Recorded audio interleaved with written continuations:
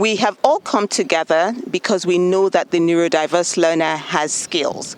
We know that they have the ability to create. We know that they have the ability to generate things. We know that they have the ability to bring out the best in the world if given the opportunity. The camp this year has been an inclusive one. So we didn't just come here with neurodiverse learners.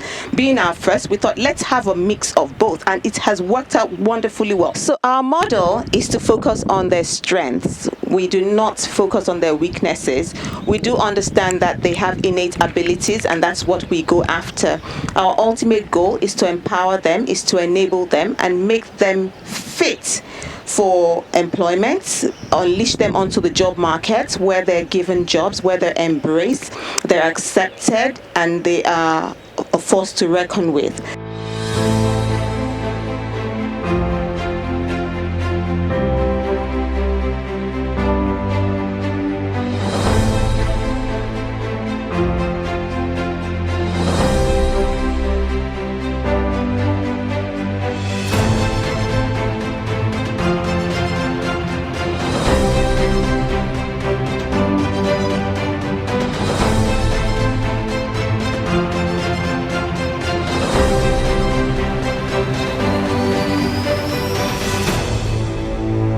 My name is Mr. George Achoni. I'm the music coordinator of the Learning Innovation Academy.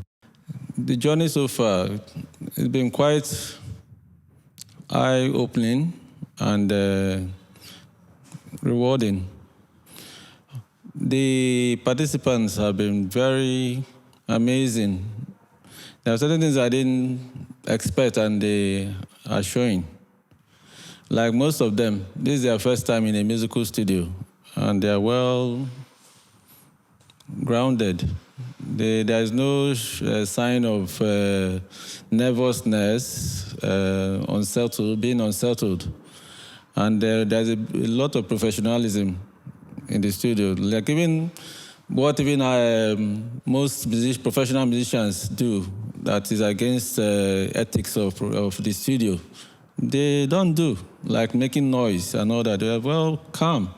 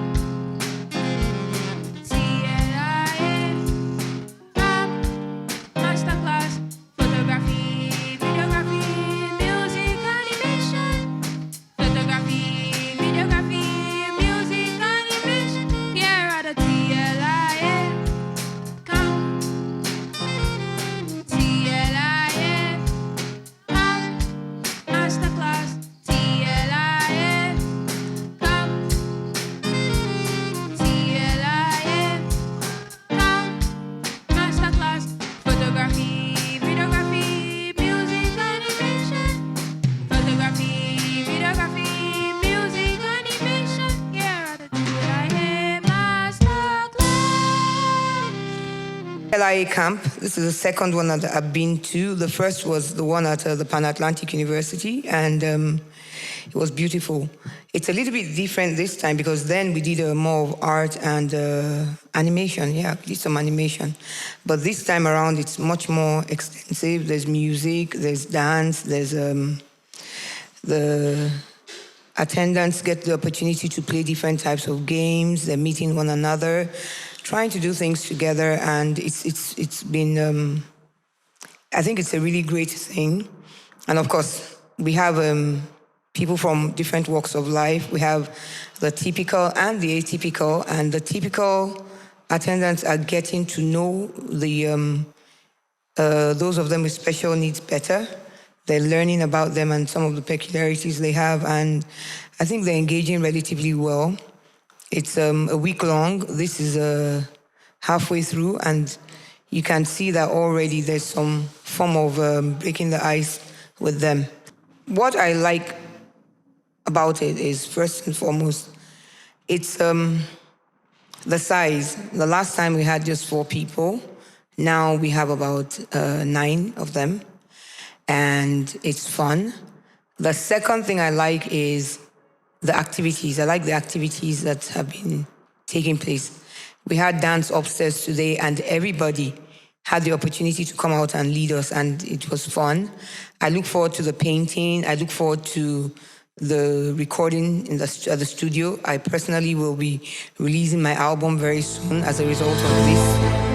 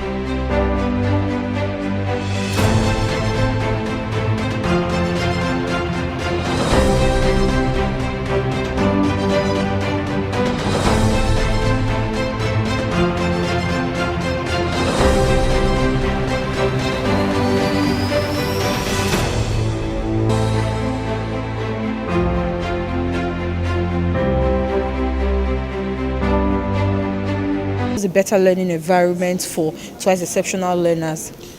Essentially, schools have classrooms, they have books, but they don't think about how to develop the motor skills of these children. So many schools are now in homes and no fields for the children to run around and dissipate energy. So children get into the classroom with all the bustling hormones and brains, and they become destructive.